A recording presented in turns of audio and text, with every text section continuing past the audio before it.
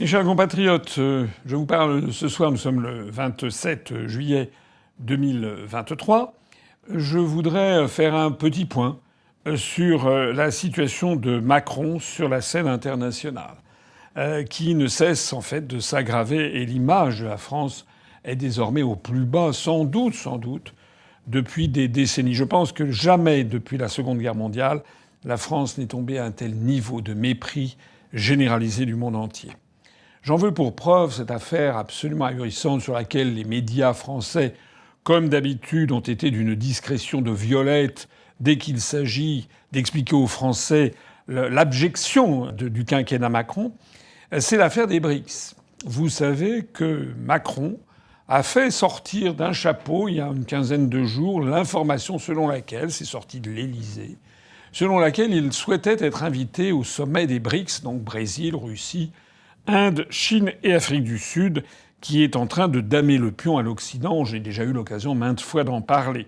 Mais Macron et son entourage ont fait savoir qu'ils souhaitaient être invités à ce sommet des BRICS. Alors, ça a semé la consternation, évidemment, dans un certain nombre de capitales concernées. On a appris assez rapidement que Moscou, que le président Poutine avait fait savoir qu'il ne souhaitait pas la présence d'Emmanuel Macron. Ça, c'est du Poutine, c'est russe, c'est quelque chose d'assez brut de fonderie, mais ça a le mérite de la clarté. En revanche, on n'a pas bien su ce que disait le Brésil, ce que disait l'Inde, la Chine et l'Afrique du Sud. On va forcer de constater que personne n'a volé au secours de la demande de Macron. Et bien au contraire, on a appris ces jours-ci donc, que l'Afrique du Sud, qui a fait des invitations assez larges, même je crois une soixantaine de pays, notamment d'Afrique, pour qu'ils, leur chef d'État ou de gouvernement assistent à ce sommet des BRICS, et qui attire désormais l'attention du monde entier, on a fait savoir que l'Afrique du Sud n'avait pas invité Emmanuel Macron. Alors, il n'y a que Macron pour se mettre dans ce genre de situation. Parce que, bien sûr, aucun pays occidental, ni les États-Unis, ni le Canada, ni les pays de l'Union européenne, ni le Japon, ni la Corée, ni l'Australie, ni la Nouvelle-Zélande, les pays de l'OCDE, aucun d'entre eux n'a été invité par les BRICS, puisque justement, ce groupe de pays a vocation à détruire la suprématie du dollar, détruire la suprématie de l'Occident, refuser les viatiques de l'OCDE, etc. Donc c'est évident qu'ils n'ont invité aucun des chefs d'État des pays concernés. Mais à part Macron, aucun des chefs d'État des pays européens, nord-américains, Japon, Corée ou Australie et Nouvelle-Zélande, personne n'avait demandé cette idée saugrenue d'aller être invité au sommet des BRICS. En d'autres termes, Macron s'est mis dans la position d'être humilié. Je pense d'ailleurs que c'est, parmi son psychisme complètement déréglé, je pense que c'est quelque chose dont il a besoin, qui lui plaît. Il y a quelque chose chez Macron de sadique et aussi de masochiste. Je pense que l'idée d'être humilié publiquement, quelque part, ça doit le satisfaire. En tout cas, il y a réussi, puisque, voilà, c'est un désastre. L'ensemble du monde ricane dans les chancelleries, les portes capitonnées fermées, en disant, vous avez vu cet énergumène de Macron, il a demandé à être invité, personne n'a voulu lui ouvrir. Est-ce que l'on imagine Charles de Gaulle, ou Georges Pompidou, ou Giscard, ou Mitterrand, ou même Chirac, se placer dans une telle situation? Est-ce que d'ailleurs, dans la vie quotidienne, quand vous n'êtes pas invité quelque part, est-ce que vous commencez à claironner partout que vous voulez être invité? Il y a des gens qui le font. C'est en général, je ne sais pas, moi, on m'a pas élevé comme ça, on m'a appris que c'était de la dernière grossièreté. C'est-à-dire que soit on est invité, soit on ne l'est pas. Voilà. Alors, en plus de ça, les us et coutumes des diplomates. Je connais quand même assez bien le monde de la diplomatie. J'ai été au cabinet du ministre des Affaires étrangères pendant un certain temps. C'est que on claironne pas à la face du monde qu'on veut être invité quelque part. À supposer qu'on veuille l'être, on envoie des ballons d'essai et on fait demander discrètement par les représentations diplomatiques dans les pays étrangers quelle serait la position de tel ou tel pays face à une proposition de la France. C'est comme ça qu'on pratique, pas seulement la France, mais c'est ce que font tous les chefs d'État étrangers. En d'autres termes, certains d'entre vous se rappellent certainement que j'ai dit que si nous arrivons un jour au pouvoir, eh bien, nous lancerons la procédure de sortie de l'Union européenne, de l'euro et de l'OTAN, et en même temps, c'était dans mon programme présidentiel de 2022, en même temps, eh bien, nous demanderions le statut d'observateur des BRICS.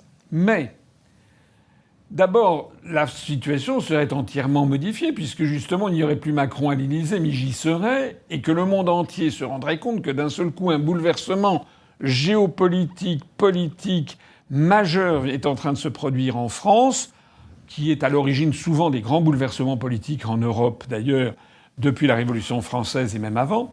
Et donc, déjà, nous serions dans une situation différente. Mais deuxièmement, qu'est-ce qu'il faudrait faire ? Bien, la première chose qu'il faudrait faire, c'est de demander à nos ambassadeurs à Moscou, à Pékin, à Johannesburg ou bien à New Delhi ou à Brasilia, d'aller sonder, d'aller questionner les diplomates des ministères des Affaires étrangères correspondant. Par exemple, l'ambassadeur de France en Chine prendrait rendez-vous avec le Weijiaobo, c'est-à-dire le ministère chinois des Affaires étrangères, et irait dire, voilà, qu'est-ce que vous penseriez si la France souhaitait être observateur au prochain sommet des BRICS ? Et puis on verrait la réaction. Et on verrait ce que dirait Moscou, ce que dirait Pékin, ce que dirait Brasilia, New Delhi ou bien Johannesburg. Voilà. Et en vertu de ça, eh bien à ce moment-là, on agirait ou on n'agirait pas. Il est possible que partout, si le changement de gouvernement a eu lieu à Paris, eh bien qu'on ait un bon accueil. Il est possible aussi qu'on nous dise dans telle ou telle capitale, écoutez, c'est un peu prématuré, il vaut peut-être mieux attendre encore un an, etc. Et à ce moment-là, si on nous dit ça, tout ça se faisant dans le secret, bien sûr, des chancelleries et des ministères, eh bien à ce moment-là, normalement, on reporte la demande. C'est ce qu'aurait dû faire Macron. À supposer que Macron ait pensé qu'il pouvait être invité, il n'aurait jamais dû lancer cette demande enfantine, d'ailleurs, sur la place publique. Il aurait dû envoyer ses ambassadeurs, lesquels seraient revenus aussitôt, en quelques jours après, en disant « j'ai pris contact avec le ministère des Affaires étrangères à Moscou, à Brasilia, etc. » Et puis voilà.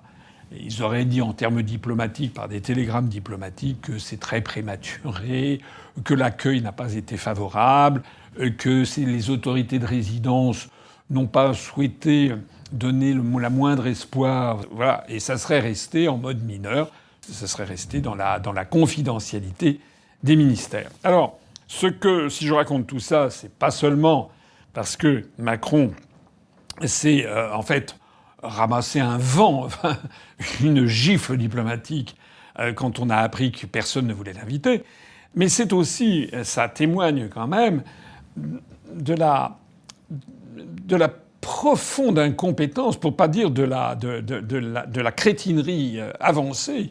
C'est-à-dire, pour qu'il ait eu l'audace de faire ce qu'il a fait, il faut qu'il ne soit complètement déconnecté de la réalité. Il ne se rend pas compte, c'est ça qui est très très grave, Macron ne se rend pas compte du fait non seulement qu'il est en France détesté par 70% de la population, ça je pense quand même qu'il doit quand même en avoir quelques idées, puisqu'il ne sort jamais sans être entouré d'un aréopage de policiers, de gendarmes mobiles, etc. Mais il ne se rend pas compte non plus qu'en fait, dans le monde, eh bien la France, à cause de lui notamment, à cause de son inféodation totale à des intérêts étrangers, la France a perdu tout crédit à cause de lui. Et que les grands dirigeants du monde ne veulent plus avoir affaire à cet individu. C'est de ça qu'il s'agit. Il ne l'a toujours pas compris. Il a un problème de rapport à la réalité. C'est évidemment extraordinairement grave au moment même où il commence à envoyer maintenant des missiles pour attaquer la Russie. Il envoie ça à l'Ukraine. Ce monsieur n'a aucune perception juste de la réalité. Alors, je voulais dire aussi un autre mot, c'est que, comme à l'évidence, En France, il a compris que il y a 70-75% de la population française qui ne peut plus le sentir, pour parler de façon familière, ne peut plus le blairer, pour parler de façon un peu plus argotique.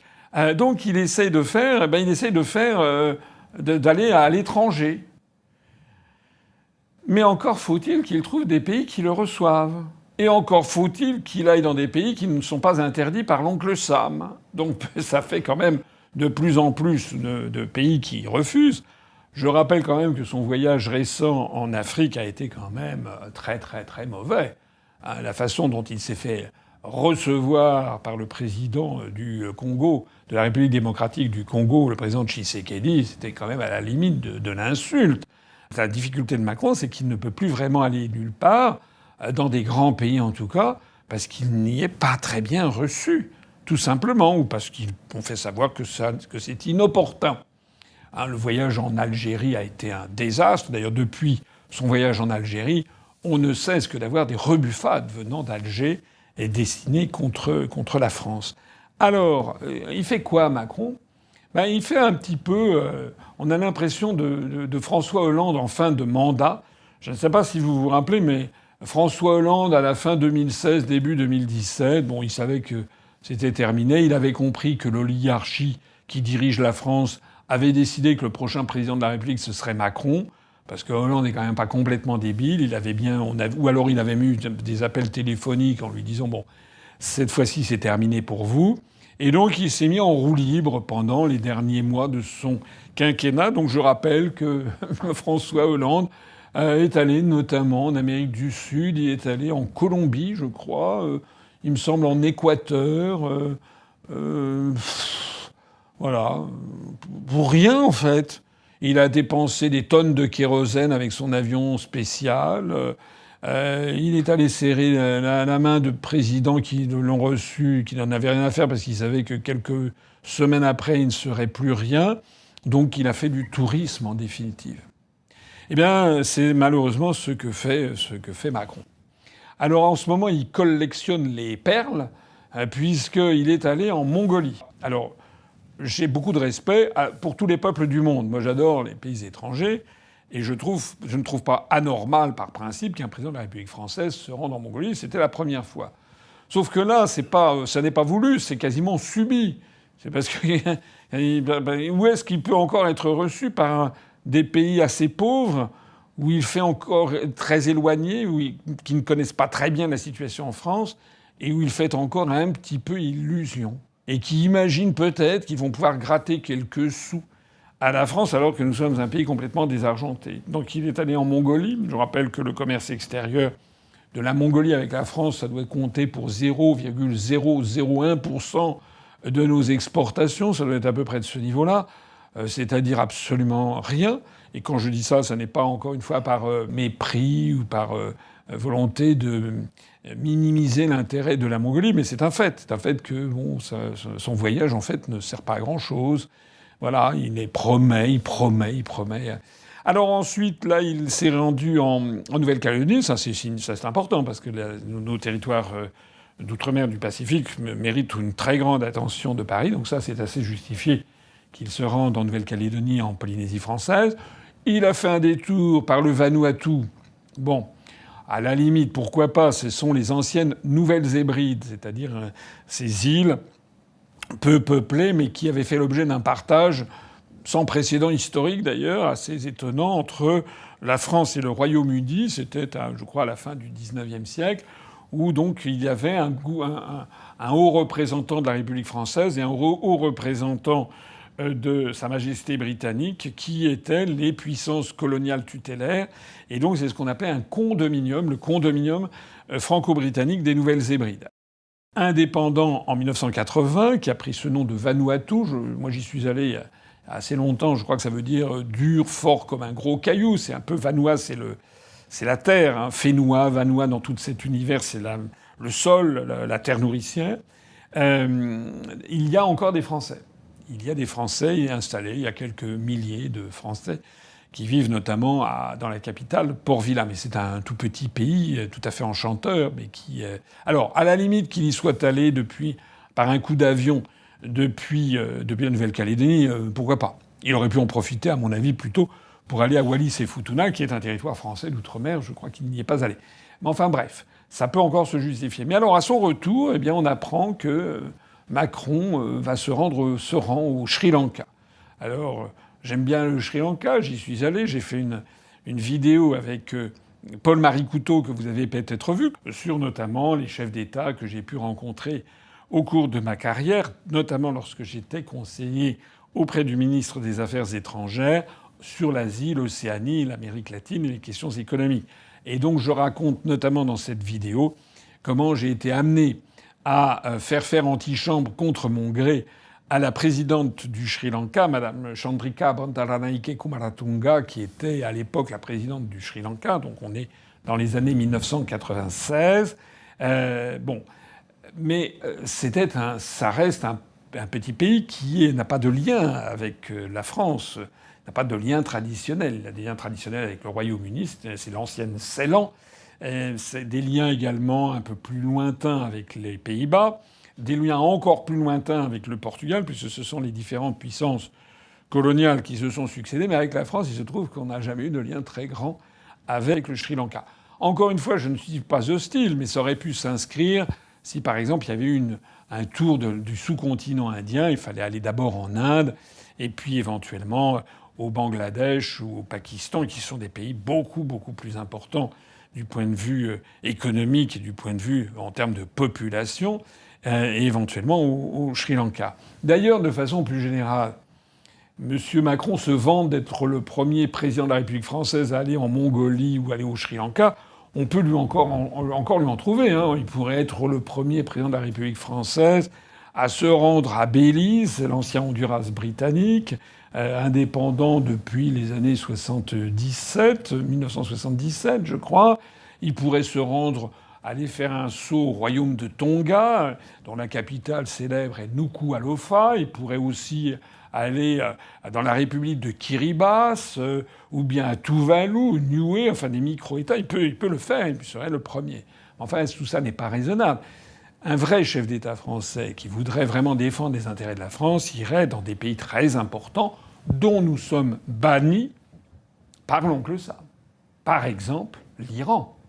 Je rappelle que c'est un pays qui est proche de la France à de nombreux égards, que depuis l'époque de Louis XIV, nous avons des liens diplomatiques très importants avec l'Iran, que l'Iran a été la cour de Téhéran, que ce soit sous la dynastie des Qadjars, qui était la dynastie au XVIIIe, XIXe siècle. Le Shah d'Iran, de ce qu'on appelait la Perse à l'époque, sous la dynastie des Qadjars, avait toujours comme médecin personnel un Français. Ou que ce soit sous la dynastie des Pahlavis du XXe siècle, où il n'y a eu que 2 monarques, eh bien, la cour parlait le français. Un français absolument impeccable. De Gaulle était allé en Iran lorsqu'il était président de la République, peut-être 64 ou 65. La France pesait de tout son poids, avec une francophonie extrêmement développée. Et la France, il y avait des intérêts industriels, des intérêts scientifiques, universitaires. Et puis c'est une immense civilisation, l'Iran, la Perse. Depuis des années et des années, en fait depuis la révolution de Khomeini de 1979, et même depuis plusieurs années auparavant, parce que du temps du Shah d'Iran, de la fin du régime du Shah d'Iran qui était en fait complètement dans la main des Américains, aucun dirigeant occidental n'osait se rendre encore en Iran. Je crois que la dernière fois qu'un chef d'État français s'est rendu en Iran, ça devait être en 1972 avec Georges Pompidou, à l'occasion des fêtes du 2500e, je crois, anniversaire de Persépolis. Mais c'était déjà assez sulfureux d'aller en Iran. Mais depuis lors, ça fait donc quand même depuis un demi-siècle, il n'y a pas eu de chef d'État français qui se soit rendu en Iran, où il y a quand même 80 millions d'habitants. Donc normalement, un chef d'État français devrait aller en Iran.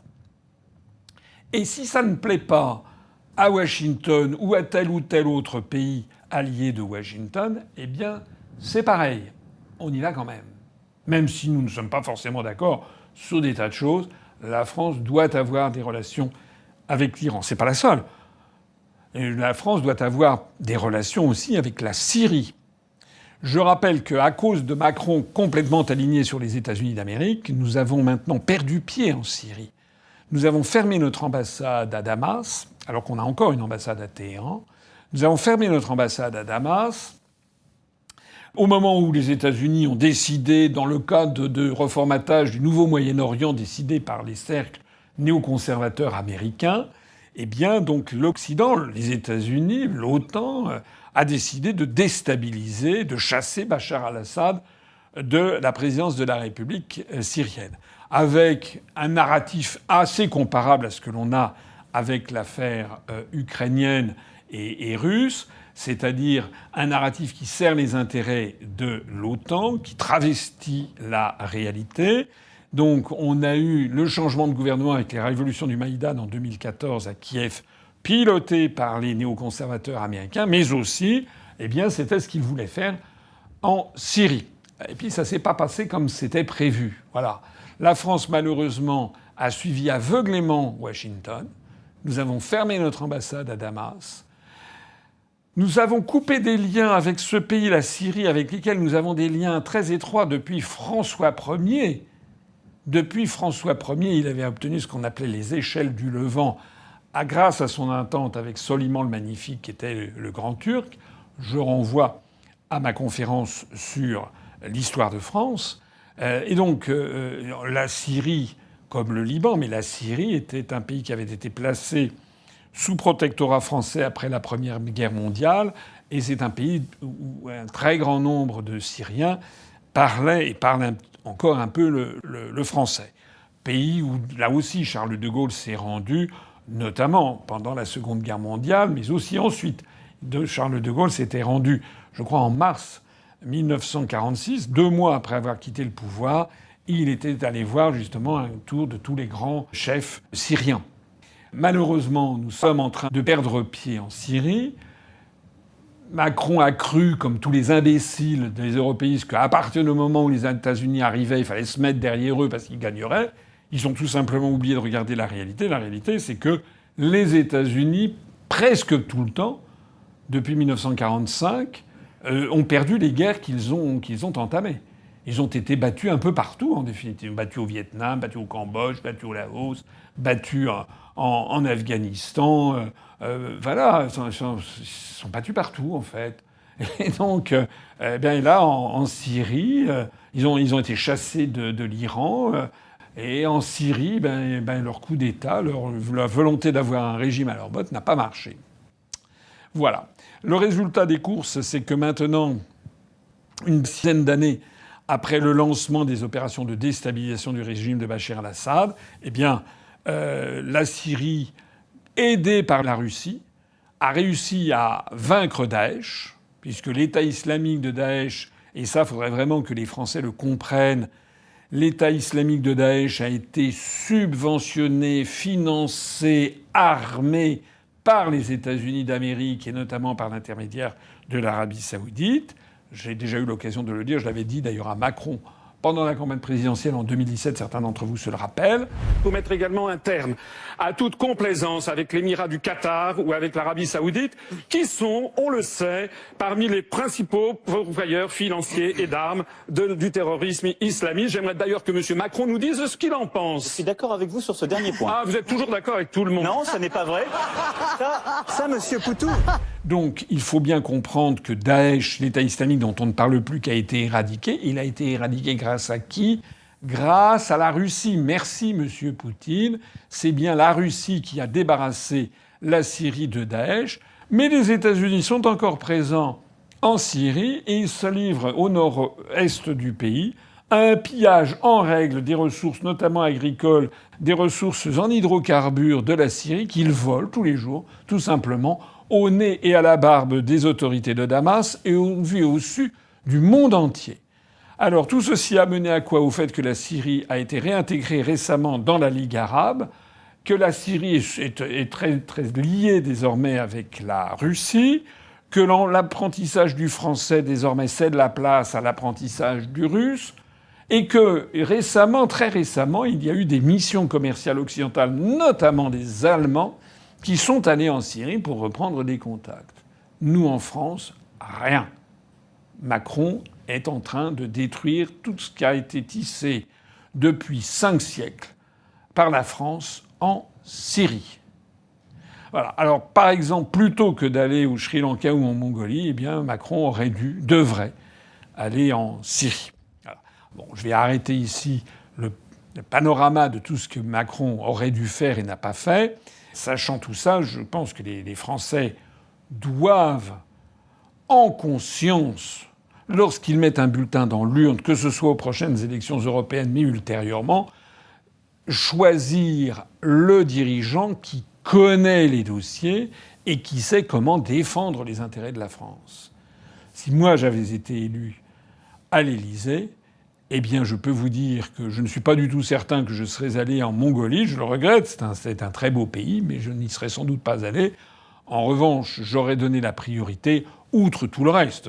J'ai déjà eu l'occasion, le refus des sanctions contre la Russie, demander la sortie de l'OTAN en actionnant l'article 13 du traité de l'Atlantique Nord, demander à nos partenaires européens la sortie de l'Union européenne par l'article 50 du traité de l'Union européenne, mais aussi en renouant des relations, des amitiés mondiales, en particulier avec ces États qui sont pestiférés en Occident et par nos médias.